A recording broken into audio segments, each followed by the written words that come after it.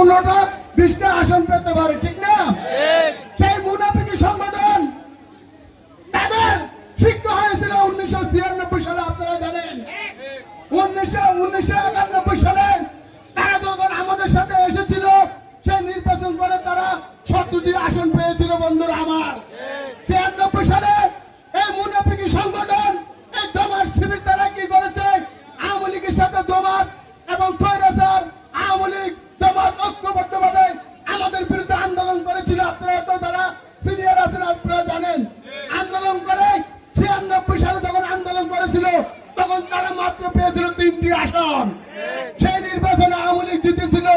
BNP 148টা আসনে BNP 116 আসন পেয়েছিল তখন 96 সালে। 48টা আসন হেরেছিল 100 থেকে 1000 ভোটের ডিফারেন্সে। এই মুনাফিকদের কারণে সেদিন আমরা ক্ষমতা আসতে পারি নাই। কিন্তু কি হলো? আওয়ামী লীগ ক্ষমতা আসার পরে প্রথমে এই মুনাফিকদেরকে চেপে ধরেছে। চেপে ধরে তাদের বিরুদ্ধে তারা অ্যাকশনে গিয়েছিল বন্ধুরা আমার। আমাদের কিছুই করতে পারে নাই ইনশাআল্লাহ। সেদিন আমাদেরকে কিছু করতে পারে নাই। আজকে আবার তারা 18 সালের পর থেকে তারা কোন আন্দোলন সংগ্রামে ছিল না জামাত ইসলাম। তারা সেই আওয়ামী লীগের সাথে লিয়াজু করে এলাকায় জায়গা জমি ব্যবসা করেছে, ব্যবসা বাণিজ্য করেছে, সব কিছু তারা আওয়ামী লীগের আমি দেখেছি। আমরা তৃণমূলের নেতা কর্মী, ঠিক না ভাই? আমরা তো এলাকায় মানুষজন ছিলি। সেই ছাত্রলীগের মিছিলে, যুবলীগের মিছিলে, আওয়ামী লীগের মিছিলে জমাত শিবিরের লোকজন যেত। সেই 18 সাল থেকে তারা আমাদের আওয়ামী লীগের সাথে মিলেমিশে তারা এলাকায় টিকে ছিল। আর আমরা এলাকার কেউ আমরা ঘুমাতে পারি নাই। আমরা রাজপথে ছিলাম, আর নয় আমরা কারাগারে ছিলাম। কিন্তু তাদের বিরুদ্ধে কিছু ভুয়া মামলা হয়েছিল। তারা কিন্তু কেউ কারাগারে যেতে হয় নাই, মানে শতকরা 2 জনে যেতে হয় নাই। কারণ তারা আওয়ামী লীগের সাথে লিয়াজু করে তারা ব্যবসা করেছিল। এরকম শত শত প্রমাণ আমি বেলায় বলে দিতে পারবো।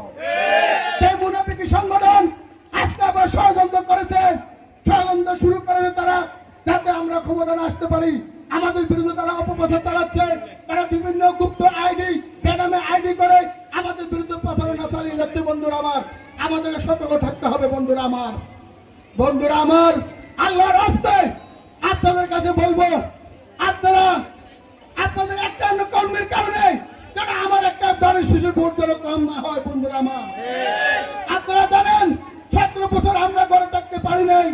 17 বছর আমরা কারাগারে ছিলাম, আমরা নির্যাতিত ছিলাম। আমরা আমাদের বাপ মায়ের জানাজা পর্যন্ত আমরা পড়তে পারিনি, পারছি? আমরা জানাজা পড়তে পারি নাই। আমার আব্বা মারা গিয়েছে, আমরা জানাজা যাইতে পারি নাই। মা মারা গিয়েছে, জানাজা পড়তে যাইতে পারি নাই। আমাদের বোন